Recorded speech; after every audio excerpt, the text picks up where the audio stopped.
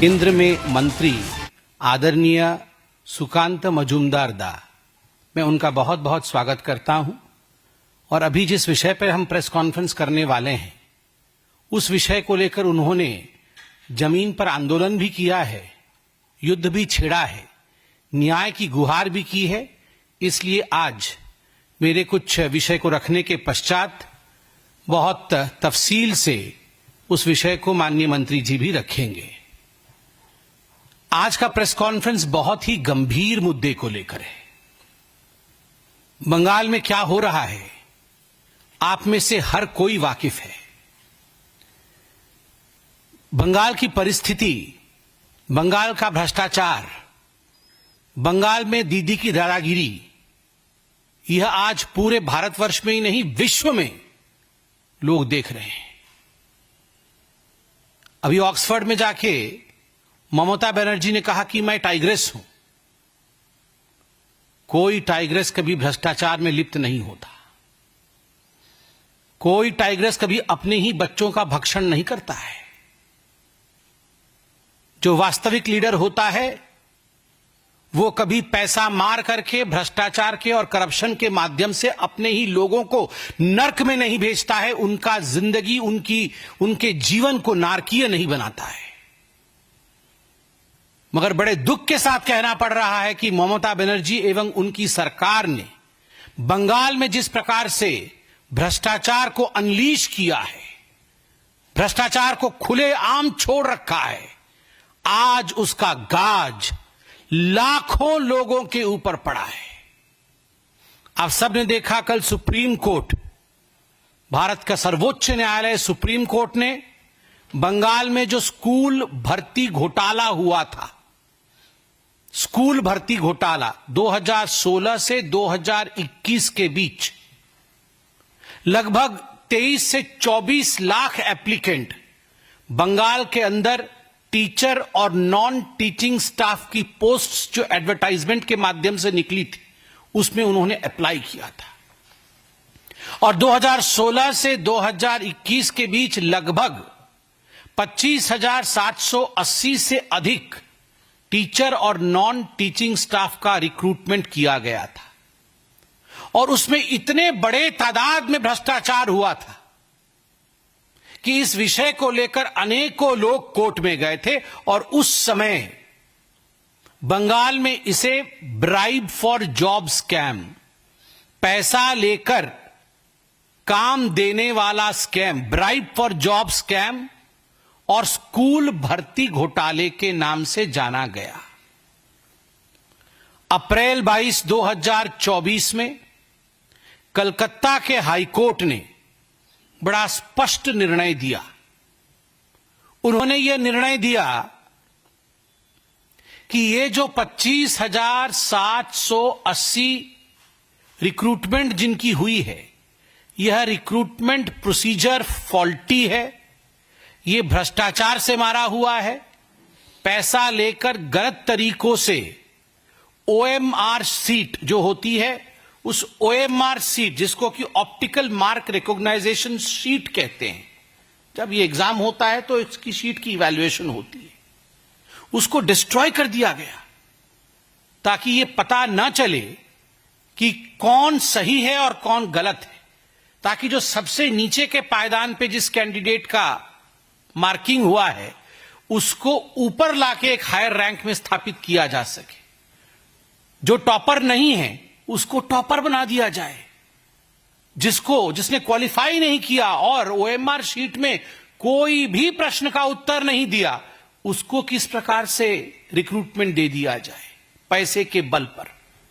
तो कलकत्ता हाईकोर्ट ने 22 अप्रैल 2024 में स्पष्टतः कहा कि इसे खारिज किया जाए, दूसरी बार अपॉइंटमेंट प्रोसेस शुरू की जाए और सबसे बड़ी बात, सीबीआई की जांच हो।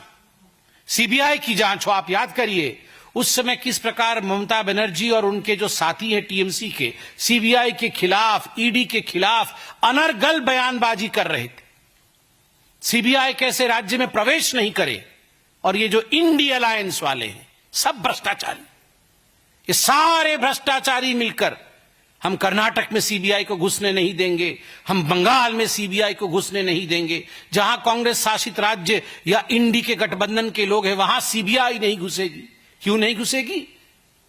क्योंकि वहां हम डाका डालेंगे, हम वहां चोरी करेंगे और हमारी चोरी सीना जोरी के दम पर होगा, कोई हमें पकड़ने की हिम्मत नहीं करेगा। और कल सुप्रीम कोर्ट ने chief justice of India Sanjeev Khanna और जस्टिस संजय कुमार की बेंच ने अपना फाइनल जजमेंट सुनाया।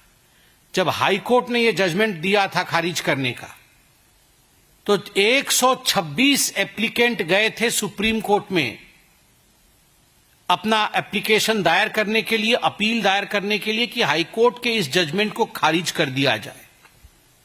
उसमें से एक एप्लीकेंट वेस्ट बंगाल की सरकार भी थी। सरकार ने कहा नहीं, ये हाईकोर्ट गलत बोल रही है, ये हाईकोर्ट हमारे एजुकेशन सिस्टम को ध्वंस करना चाहती है, तो हाईकोर्ट के इस फरमान को, हाईकोर्ट के इस डिसीजन को खारिज कर दिया जाए। सोचिए, ऐसा बोला था वेस्ट बंगाल की सरकार ने।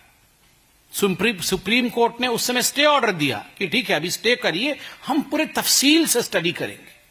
उन्होंने सब पे स्टे ऑर्डर दिया, तफसील से इसमें पूरी स्टडी हुई और कल सुप्रीम कोर्ट ने 2 जजों की बेंच, जिसमें chief justice of India Sanjeev Khanna और जस्टिस संजय कुमार, दोनों ने अपना जजमेंट सुनाया। मैं जजमेंट का एक अंश पढ़ के सुनाता।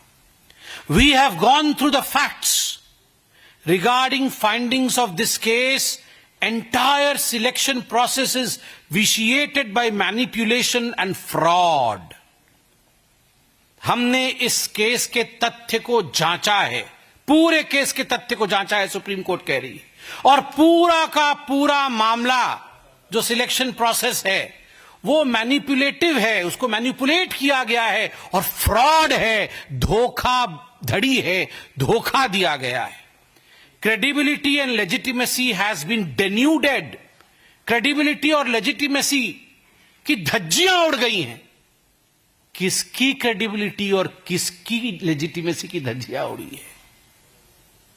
ममता बनर्जी की सरकार, वेस्ट बंगाल की सरकार और वेस्ट बंगाल की मुख्यमंत्री ममता बनर्जी की credibility और उनकी legitimacy की धज्जियां उड़ गई हैं। यह सुप्रीम कोर्ट ने कहा है, ये कोई भारतीय जनता पार्टी नहीं कह रही। No reason to interfere in the High Court judgment. Supreme Court ने कहा कोई कारण नहीं है कि जो हाई कोर्ट की जजमेंट है उसमें हम इंटरफियर करें। हाई कोर्ट ने ठीक कहा है, tainted candidates must be terminated. 23 lakh से 24 लाख युवकों ने, युवतियों ने दिन रात पढ़ाई करके एप्लीकेशन भरा कि हम टीचर बनेंगे, नॉन टीचिंग स्टाफ में जाएंगे, हमारा जीवन आगे बढ़ेगा, बूढ़ी मां बाप को हम पालेंगे। और अंततः आपने पैसे लेकर 5 से 15 लाख रुपए तक या उससे ज्यादा पैसे लिए गए, मैं उस पर भी आऊंगा, एक एक कैंडिडेट से, और पैसे के दम पर आपने ये जो भर्ती किया है, ये टेंटेड कैंडिडेट्स को टर्मिनेट करना होगा, ये सुप्रीम कोर्ट ने कहा। Appointments were result of cheating and fraud.